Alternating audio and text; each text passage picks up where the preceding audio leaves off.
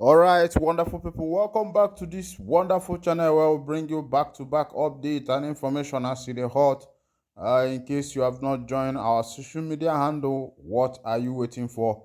Kindly go ahead and subscribe to our channel as it is hot. Hey, don't shallow.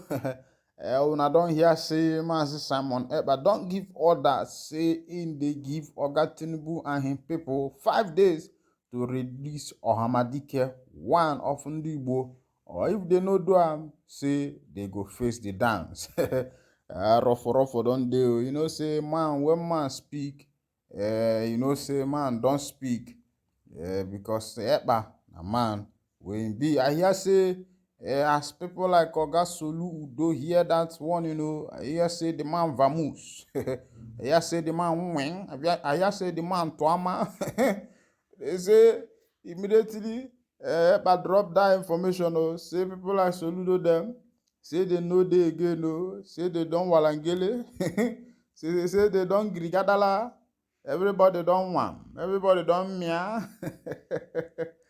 Now we don't know who pass am. Now they go follow and fight. Meanwhile, panic as bandits storm mosques, gun down worshippers. The information will be say there for my table now. Be say bandits don't storm mosques, gun down worshippers. Will be say then they for mosques they worship. You see say now, say the time will be say this thing they affect only Christians. These people they talk say why they go say na repentant BH, say BH, they don't repent, say make they leave them. But they no know say na ọkụkụ flavor na amacha ọkwa nya gbanabakwa ọsọ no ka ọ dịkwa ọkwa ka ọ ya adị ya. Suspected bandits have killed 7 people and injured 2 others in an attack on a mosque in Saya village in Ekpa local government area of Kaduna State. Politics Nigeria reports that the incident happened Friday night when the worshippers were performing Isha sunset prayers at the mosque. The village head, Malan Abdulrahman Yusuf, said the head of the vigilante in the village was among the victims killed inside the mosque. Also, if the head of vigilante was killed, I've been at the villagers now they go spare, because at least if to say head of vigilante they alive, people go they get hope say soldiers see they, but as these people come, as unfortunate as the villagers may be, the head of vigilante was one of the people that was taken down, which will help to grip fear in the spines of the villagers. The villagers said we suspected they traced him, vigilante boss, to the monks to attack him. We were inside the mosque praying when they arrived and started shooting. 5 persons were killed at the mosque, while a driver who brought food items to the village was also killed. The other person was killed at a nearby village, he said. He said security agencies comprising soldiers and police from Ikaratan and Pogare area arrived at the scene around 12:30 a.m. But by then, the bandits had already left the village. The acting public relations officer of the State Police Command, Musa Al-Hassan, who confirmed the incident, said security personnel had been mobilized to nearby bushes to fish out the perpetrators.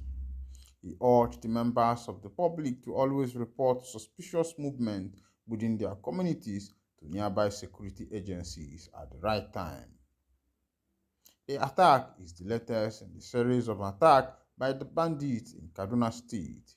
In recent months, bandits have killed a number of people and abducted many more in the state.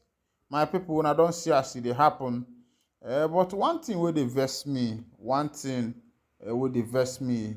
they make me angry, be say, these people go kill somebody. Then government will come out in turn and say that these people have repented, that they should be pardoned, that they should be forgiven. And I'm wondering, can a criminal repent? can a criminal repent? Because for me, that kind of thing is very hard for me to believe that someone who was, strongly a hardened criminal will just repent one day, repent overnight, and say we are handing over our weapon. Except that person is trying to get more intel from the security personnel. He can say, okay, let him hand over his weapon and see how best he can get more information and intel to pass to his people. That's what these people are doing.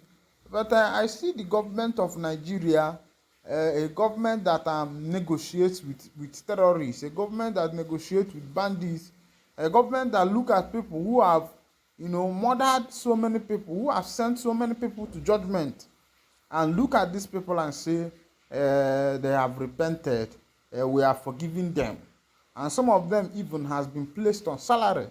So some have been placed on salary because about 2,000 or more of them were protesting the other day, saying that government has not been able to keep to their promise, that after they lay down their weapons, the government promised to be paying them 30,000 per month. You can imagine paying each person, 2,000 individuals, 30,000 per month. Then you can imagine how much the government will be spending. But now, let's talk about civil servants who went through school, graduated, came out, suffered, through the four walls of the higher institution, paid their money, paid their tuition fees, and the rest of them.